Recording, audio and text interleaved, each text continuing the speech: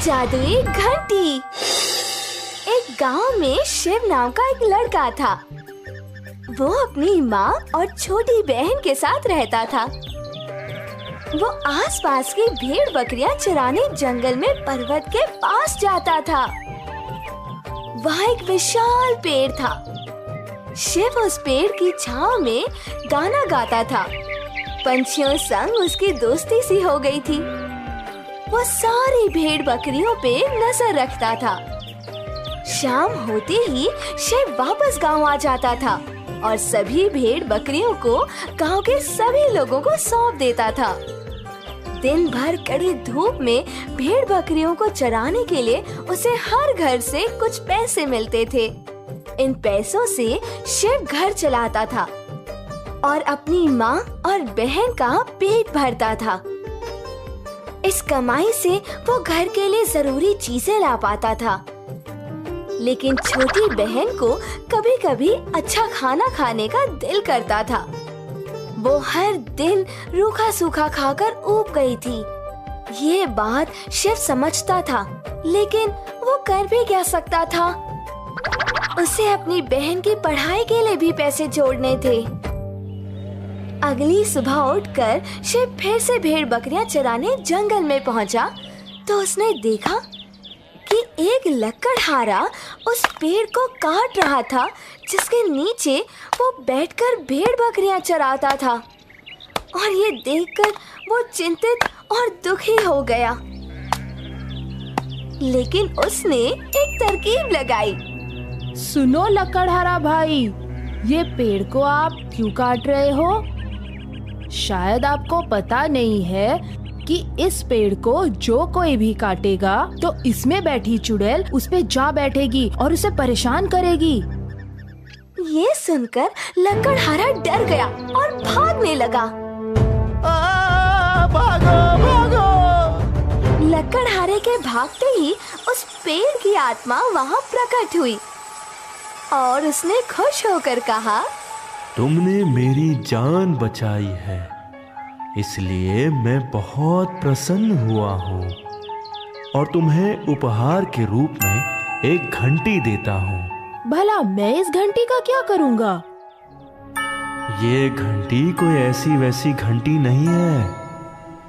ये जादुई घंटी है। इससे तुम जो चाहो खाने के लिए मंगा सकते हो। हाँ?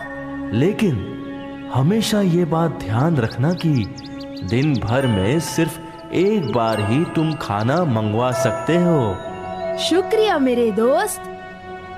शिव बहुत खुश हुआ कि अब कोई भूखा नहीं सोएगा और साथ ही छोटी बहन को जो चाहिए होगा उसे खाने के लिए मिल जाएगा।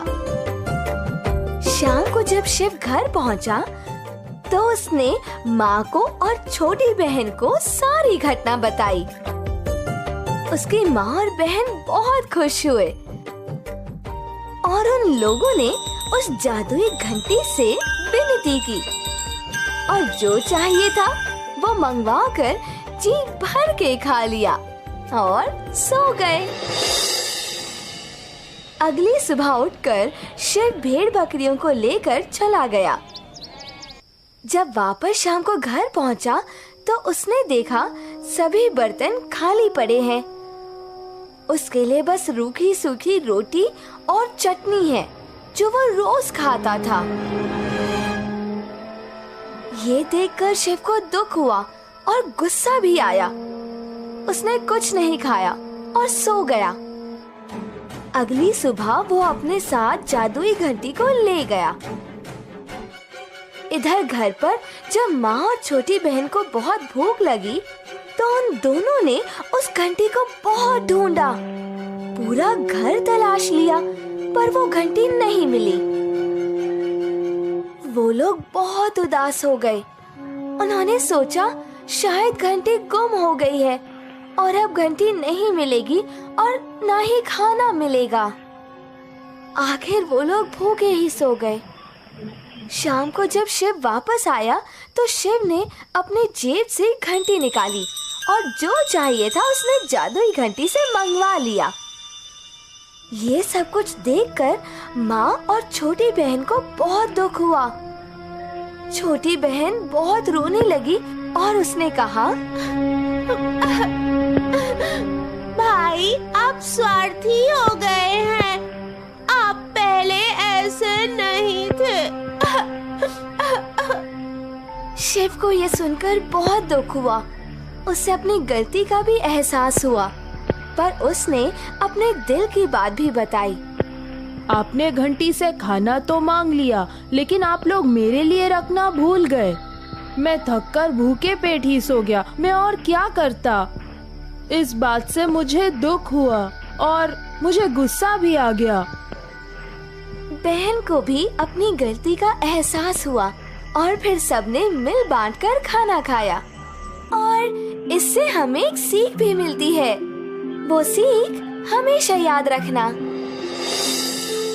इससे हमें ये सीख मिलती है कि हमें स्वार्थी होकर नहीं सोचना चाहिए। दूसरों की जरूरतों का भी ध्यान रखना चाहिए।